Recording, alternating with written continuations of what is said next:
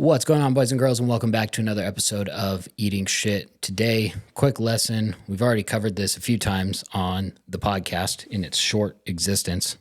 I'm still getting used to talking with headphones on. I might have to ditch the headphones for doing these solo ones. But specifically, basically just getting out of a pinch in business. And in my short career, I have been in quite a few different pinches in business. And you always get out of them, I guess. Everything ends up working out. But specifically, I was just thinking about a few times recently that I've been in a pinch and how I got out of those situations. So I'll go through a couple examples here, and then one kind of in detail, just so you set the stage with the story and you can fully understand kind of what I was going through and stuff like that. So, it all boils down to relationships. That's what we've talked about on the show a few times, talked about on my YouTube a few times. But as I get further along, it just becomes more and more apparent how important relationships are. And not only just for, getting more opportunities and doing things easier than without them, but also for situations like I'm about to outline for, getting yourself out of different situations or out of a pinch because of people that you can call on and just having, those developed relationships. And I was thinking about this, while these things were going on, and I was pretty much just grateful. It's like, fuck, good thing I know that guy, because if I didn't know him or I hadn't done deals with him before, or, if this was like, our first encounter or our first deal together or something, like none of this stuff ever would have happened. It takes a long time to develop those relationships, to be able to call on people like this and actually have them perform and or have them like want to help you out because they know that you're in a bad spot or whatnot, and they're going to win as well. So it's always a win-win, when you can work stuff out like this. But to get into it, the first one that I was thinking about, so this was a wholesale deal that we closed it probably about a month ago now. And it was kind of a weird situation. There was a lot of blunders on our end, just not being like super clear on the strategy from the jump.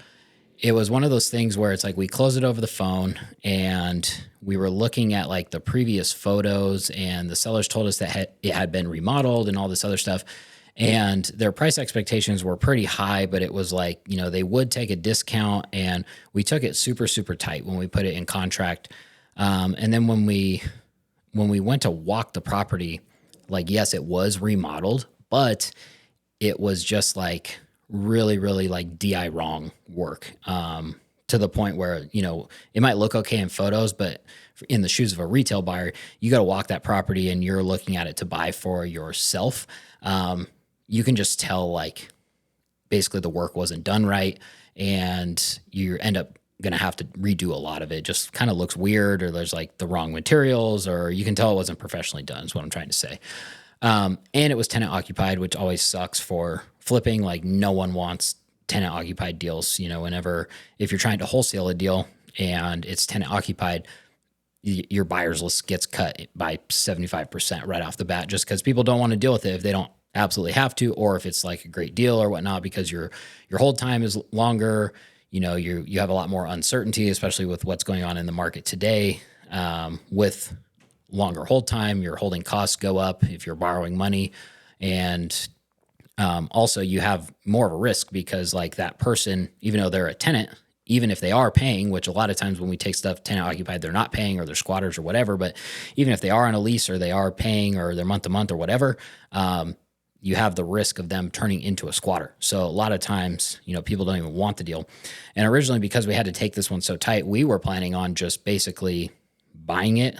The tenant had like a couple months left on their lease, holding it until they were out of there, and then just going in and cleaning it up. Maybe do like interior paint or something after they move out, because from the previous photos, it looked fine. And then just relist it and, basically do like a whole tail, like a small flip like that. But then when we went to walk it, clearly that wasn't going to happen, because there's no way that we would have commanded that resale for this property that just like didn't look good when you walked it.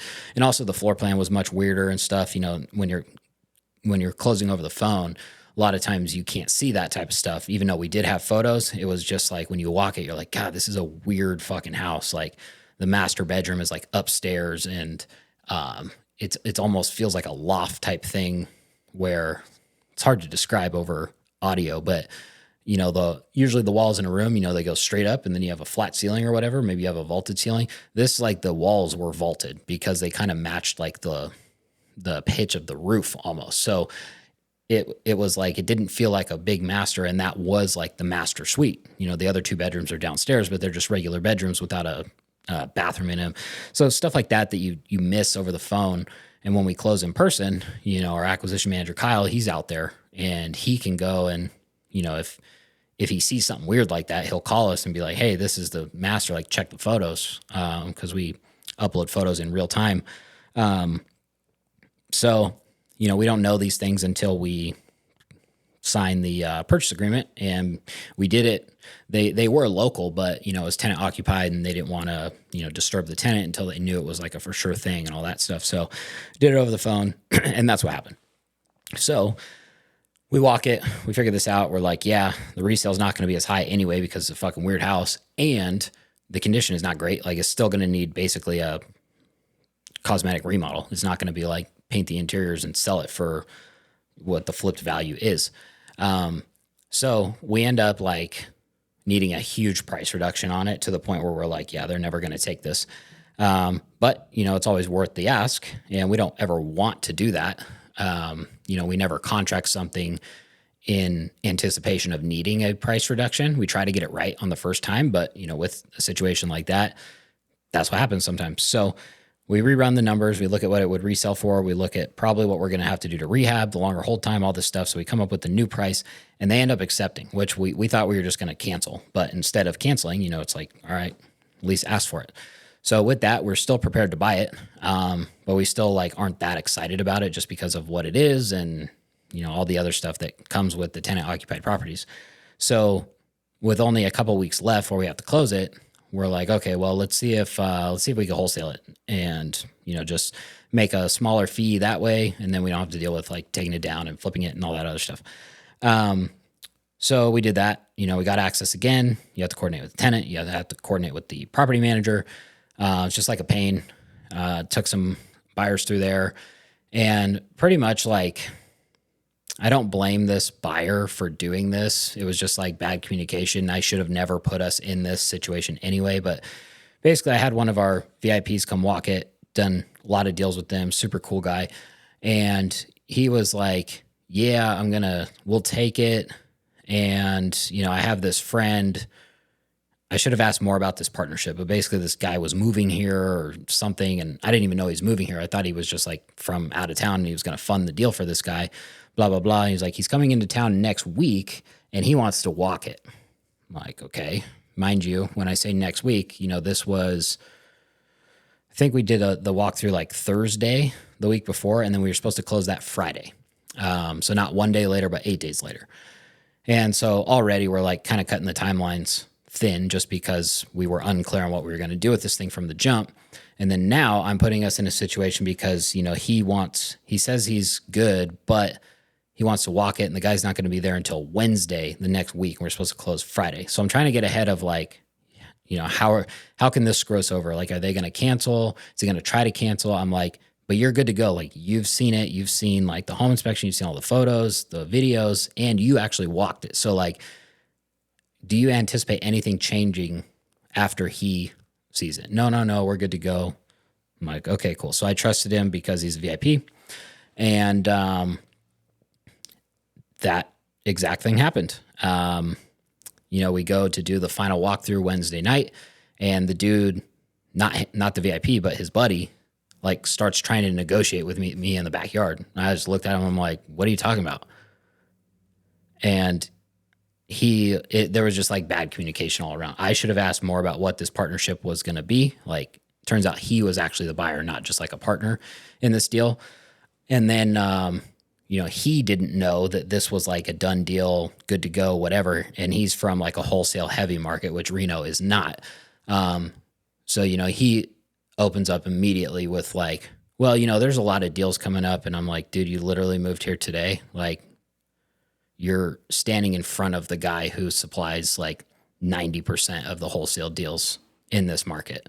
I didn't say that to him, but like, that's what I was thinking. He's like trying to pull back and like negotiate with me on the spot. And I'm just like, no. And I kept my cool. I almost lost it because it was very frustrating because I was just like, knew something like that was going to happen. And it did. And so now I put us in a horrible spot because, mind you, we're supposed to close in 2 days and we don't want to buy it anymore. And now I don't have a buyer. So I'm like, oh, fuck. So here's where the relationships come in because now I'm in a pinch, right? So, luckily I did bring a few other people through because I wouldn't have been able to get access again because the tenant was starting to give us problems and stuff like that. And so I hit up, 2 other people that came to walk it and basically just called in a favor and was like, here's the situation. Even though I gave up my hand, like they knew I was in a pinch. So that could put us back in a bad spot. But either way, I just wanted to get it to the finish line, perform how we said we were going to perform to the seller. And like, that's the most important thing to me. So I'm like, here's the deal. You've already walked it. We got to close Friday. Like, can you pull it off? And mind you, this is now Thursday morning because this happened Wednesday night. And it ended up working out. Like, we didn't make the fee that we wanted to make on it, but we made something, which was totally fine. It closed on time. But that never would have been possible, even with these same people, with the same buyer that ended up closing this. If I didn't know him or like this was the first deal that I ever showed him or something, and then a week later, I'm like, oh, hey, actually, we'll go with you, but can you close in 2 days? They would have been like, what the fuck? Like, probably not. It wouldn't have worked out like that. But because we had that previous relationship and have done deals together and stuff like that, he's like, yep, like, let me make a couple calls. Let me see what I can do. Like, give me 2 hours. I'm like, okay, cool. And then boom, we put it together. The deal funded, titles running around, same thing, relationship with them. Like, the deals like that is, I'm always scared that, our escrow officer is going to hate us because you're asking them to change all this shit last minute. But, talking to them, all the other buyers in town are much, much worse than us, I guess, as far as like just having a clusterfuck on every transaction where we try to keep our shit pretty organized. So once in a while, having to have everything on fire last minute, it's not the end of the world for them, but I'm always worried about that too.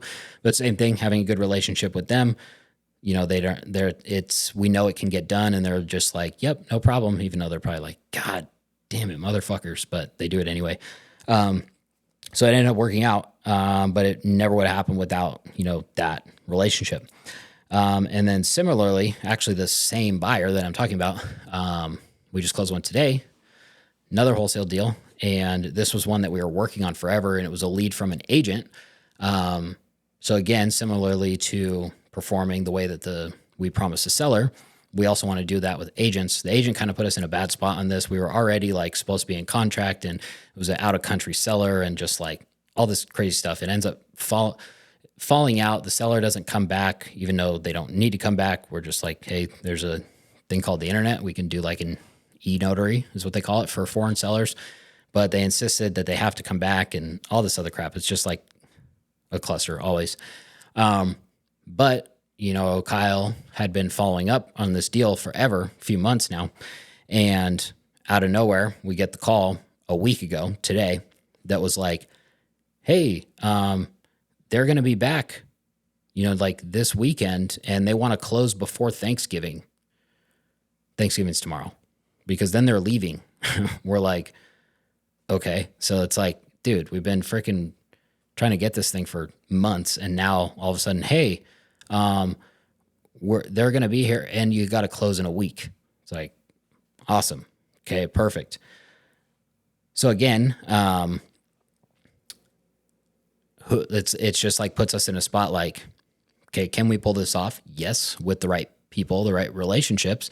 And it's like, who do I know that I can trust, that can actually perform, that is, that we can rely on to basically get this done? So call the same guy like that afternoon, like, hey dude, got a deal. Here's the situation. most important thing, we have to close next Wednesday. Can you pull it off? It's like, yep. When can I walk it? It's like, let's get in there tomorrow. So we walk it ASAP.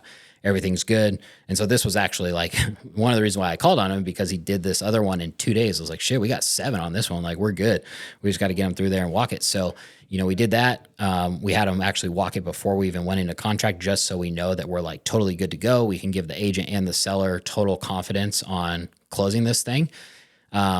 Especially with how, they need it closed quick. And also they're going to be flying out of the country again in 5 days from now or whatever. So we ended up doing that last week, all good. And then put in contract, closed it, very little issues there. So another example of like having those built relationships and being able to call on people when you need them. And it's like, again, it's not like our regular fee that we expect on either a wholesale or a flip, but it is something, it's a free deal. And then, everyone in the situation wins. The agent's going to get his commission. The seller gets the distressed property sold without going on market. We make the smaller wholesale fee, and buyer gets property to flip. So it's like a win-win-win-win-win for everyone. And then third example, just real quick, another kind of a similar one. This was actually a JV deal. So an out-of-state wholesaler had this deal in contract, and these guys, I think they do like nationwide PPC or something. That's why they get like random deals all over the country, but they're not really like heavy into a specific market like we are locally here. With that, makes it very hard to dispo wholesale deals because you don't know any of the buyers personally, and you're not here to like coordinate and all that other shit. So they end up doing this, and then I don't know what happened, but it ends up falling out of contract with their previous buyer. So they call us and was like, hey, can you find a buyer for this? Like, we can split the assignment fee. I'm like, yeah, probably. So, but also like, we very rarely have to JV anything like that, joint venture, because so few other people in this market do wholesale deals where we don't really have a good process for like, yes, we can JV, like this is how we do it every single time. Because with that, like I didn't get it offered exclusively to me. So he's also hitting up every buyer that he can find off of InvestorLift and stuff. So that like takes away my leverage, because again, it's like, well, if the direct contract holder is contacting the same buyers I am, like they have no reason to go through me. Like they should just go through him, because, they're going to get a better deal on it, because I'm trying to mark it up a little bit so we can make a small fee for the company, and the wholesaler can get what he wants for the deal as well. So, I kind of like quit trying, and then I was at a open house for one of our deals, and I was, talking to this other buyer, super cool guy. And he was just like, yeah, do you know about this deal? And he like pulls it up on Zillow. It's like, yeah, I know all about that one. It's like, what's the story here? I tell him all about it. And I was like, here's their situation. Like, you can probably get it for this amount. I know it's like super important that they close quick, like 2 days, because the kid told me that the seller was like blowing them up and all this other drama. So he's like, okay, cool. Like, I'll do it. I'm like, yeah, dude, go for it. Like, just hit him up. Like, I guarantee you could get it with that if it's still available. Like, okay, cool. And then, so he ends up coming back to me, the buyer, like later that day. I think I told him like 185 was what he could get it for, like pretty much no doubt, as long as he could close in 2 days, because that's what they wanted. And, he comes back to me, and I guess just as like a thank you for, being cool about it, and also providing him the information that he needed and stuff like that, he comes back to me and he was like, hey, I'll do 190 on that house so you guys can make something too, and just like set it up. I was like, okay, cool. So we end up setting it up, and, we make a $5,000 fee just for basically doing some of the paperwork and making sure it closes. And it ended up not even needing to close in 2 days. They got an extension. It closed like 2 weeks later. So it wasn't like a huge cluster trying to close it in a couple days, but all the same, that comes from the relationships. If I didn't know this guy, or we hadn't even done a deal yet. That was the first one we did, but he had come to walk many of our deals. I've talked to him on the phone a bunch. I've met him in person quite a few times, stuff like that.